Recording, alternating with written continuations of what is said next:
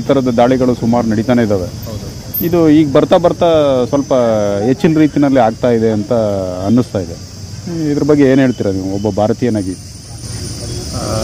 ಹೆಚ್ಚು ರೀತಿಯಲ್ಲಿ ಆಗ್ತಾ ಇದೆ ಅನ್ನೋದು ಇಲ್ಲ ಅನಿಸುತ್ತೆ. ಅಟ್ಲೀಸ್ಟ್ ಸೆಂಟರಲ್ಲಿ ಮೋದಿ ಗೌರ್ಮೆಂಟ್ ಬಂದಿರೋದ್ರಿಂದ ತುಂಬ ಕಂಟ್ರೋಲ್ ಆಗಿದೆ. ಎಸ್, ಮೇಜರ್ ಎಕ್ಸ್ಪ್ಲೋಷನ್ಸ್ ಆಗಿದೆ ಲಾಸ್ಟ್ ಟೈಮ್ ಪುಲ್ವಾಮಾ, ಈಗ ಪಹಲ್ಗಾಮಲ್ಲಿ. ಬಟ್ ಇದು ಮುಂಚೆ ಸರ್ಕಾರಗಳಿದ್ದಾಗ ಕಾಮನ್ ಆಗಿ ಆಗ್ತಿತ್ತು. ಇವಾಗ ಮೀಡಿಯಾ ಸ್ಟ್ರಾಂಗ್ ಇರೋದ್ರಿಂದ ಅದಿರೋದ್ರಿಂದ ಇದು ನಮಗೆ ದೊಡ್ಡದು ಅಂತ ಮಾಡ್ತಾ ಇದ್ದಾರೆ. ಬಟ್ ಮಾಡ್ತಾ ಇದ್ದಾರೆ ಎಲ್ಲ ನಡೆದಿರೋದು. ಎಲ್ಲ ವಿಷಯಗಳು ಕಮ್ಯುನಿಕೇಟ್ ಆಗ್ತವೆ ಈಸಿಯಾಗಿ. ಮೊದಲು ಗೊತ್ತಾಗ್ತಿರಲಿಲ್ಲ ಅಂತ. ಗೊತ್ತಾಗ್ತಿತ್ತು, ಬಟ್ ಈ ಮಟ್ಟಿಗೆ ಇರ್ತಿರಲಿಲ್ಲ. ಬಟ್ ಇವಾಗ ವೆರಿ ಗುಡ್. ಬಟ್ ಕಂಟ್ರೋಲಲ್ಲಿ ಇದೆ. But still it's act of terrorism. No one should tolerate. ನಿನ್ನೆ ಎಲ್ಲೋ ಪಾಕಿಸ್ತಾನ್ ಫ್ಲಾಗ್ ಅಂಟಿಸಿರೋದು real Hindustan are Indians. Okay, let's not call it as Hindustan, let's call it as India for whatever purpose. ಆ ಥರ ಆದಾಗ internal ಇರೋರು support ಮಾಡಬೇಕು. Are they really patriot for the country? So ಅದರಿಂದ ಕೆಲವು ಸಲ ಅದೇ ಹೇಳ್ತಿರೋದು, ಅನ್ಡಿಬೇಟಬಲ್ topic.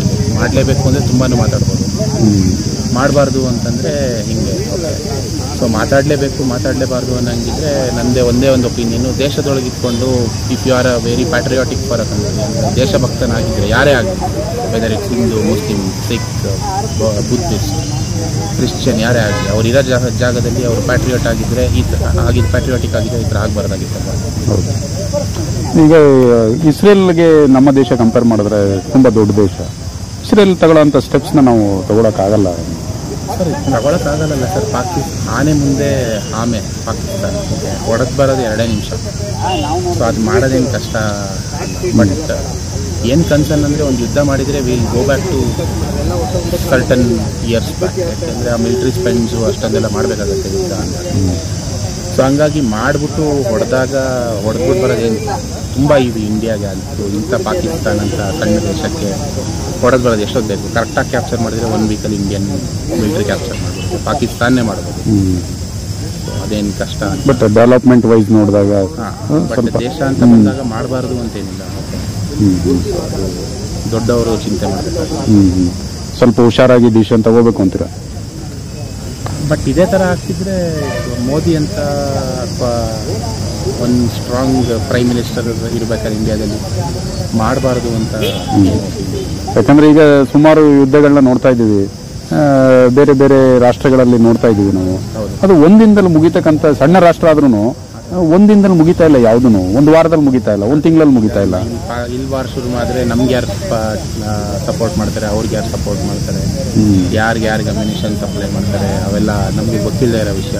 But all depends on the Diplomat ಅಥವಾ ನಮ್ಮ ರಾಜತಾಂತ್ರಿಕ ವಿಷಯಗಳಿವೆ. ಸೊ ನಮ್ಮ ಜೊತೆ ಯಾರು ಬರ್ತಾರೆ, ಅವ್ರಿಗೆ ಯಾರು ಸಪೋರ್ಟ್ ಮಾಡ್ತಾರೆ, ಅವ್ರಿಗೆ ಎಷ್ಟು ದಿನ ಯಾರು ವೆಪನ್ಸ್ ಕೊಡ್ತಾರೆ. ಸೊ ತುಂಬ ಕ್ವಶನ್ಗಳು ಉದ್ಭವ ಆಗುತ್ತೆ. ಅವರು ಈಗ ಭಾರತೀಯರನ್ನೇ ಹುಡುಕಿ ಕೊಂದಾಗ ಒಬ್ಬ ಭಾರತೀಯನಾಗಿ ಏನನ್ಸುತ್ತೆ ನಿಮಗೆ? ಆ ಒಂದು ಉದ್ದೇಶಪೂರ್ವಕವಾಗಿ ಮಾಡಿದಂತ. ಖಂಡಿತ ನೋ ಕ್ವಶನ್. ಖಂಡಿತ ತುಂಬ ನೋವಾಗುತ್ತೆ. ನಾವು ಟೆರರಿಸಮ್ ಅನ್ನೋದೇ ಒಂದು ರಕ್ತ ಬೀಜಾಸುರ ಅಂತ ಇದೆ. ಅವ್ರು ಎಲ್ಲೇ ಏನೇ ಮಾಡಿದ್ರು ನಾವು ಏನೇ ಮಾಡಿದ್ರು ಮತ್ತೆ ಅವ್ರು ಉತ್ಕೊತಾರೆ.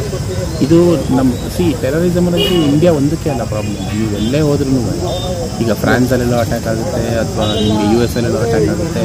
ಈ ಟೆರರಿಸ್ಟ್ನ ಆರ್ಗನೈಸೇಷನ್ನೇ ಇರೋದೇ ಇದಕ್ಕಲ್ಲ, ಅನ್ರೆಸ್ಟ್ ಕ್ರಿಯೇಟ್ ಮಾಡೋದಕ್ಕೆ. ಸೊ ಇದು ಶುರುವಾಗಿದ್ದೇ ಏನೋ ಒಂದು ರೀಸನ್ಗೋಸ್ಕರ ಯಾರೋ ಒಬ್ಬರು ಹುಟ್ಟಾಕಿದ್ರು. ಬಟ್ ಇವತ್ತದು ಈ ಮಟ್ಟಿಗೆ ಬೆಳೆದು ನಿಂತಿದೆ. ಲೋಕಲ್ ಸಪೋರ್ಟಿಂದನೇ ಸುಮ್ಮನೆ ಹೇಳ್ತೀನಿ ಸರ್, ಬಾರ್ಡರಲ್ಲಿ ಎಲ್ಲೋ ಲೈನ್ ಆಫ್ ಕಂಟ್ರೋಲ್ ಅಂತ ಇರುತ್ತೆ, ಒಂದು ಫೆನ್ಸಿಂಗ್ ಇರುತ್ತೆ ಅಂತ ಹೇಳ್ಕೊಳ್ಳಿ. ಓಕೆ, ಅಲ್ಲಿ ಲೋಕಲ್ ವಿಲೇಜರ್ಸು ಕುರಿ ಕಾಯಕ್ಕೆ ಹಸು ಕಾಯಕ್ಕೆ ಹೋಗ್ತಾರಲ್ವ.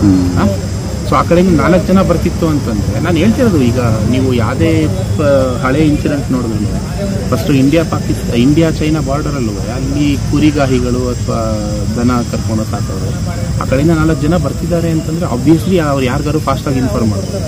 ಸೊ ಲೋಕಲ್ ಸಪೋರ್ಟಿಂದ ನುಸುಳುಕೋರರು ಬರೋಕ್ಕೆ ಸಾಧ್ಯನೇ ಇಲ್ಲ ಸರ್.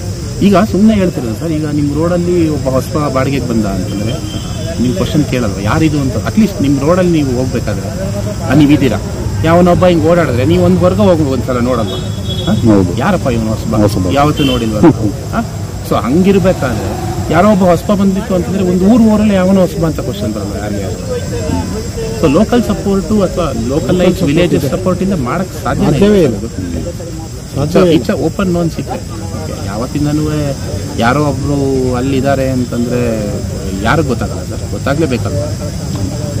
ಮಳೆ ಬಂತು ಅಂದರೆ ನೀರಲ್ಲಿ ಹೋಗಲೇಬೇಕು, ನಾವು ಡ್ಯಾಮಲ್ಲಿ ಇಟ್ಕೊಳ್ಳೋಕ್ಕಾಗಲ್ಲ.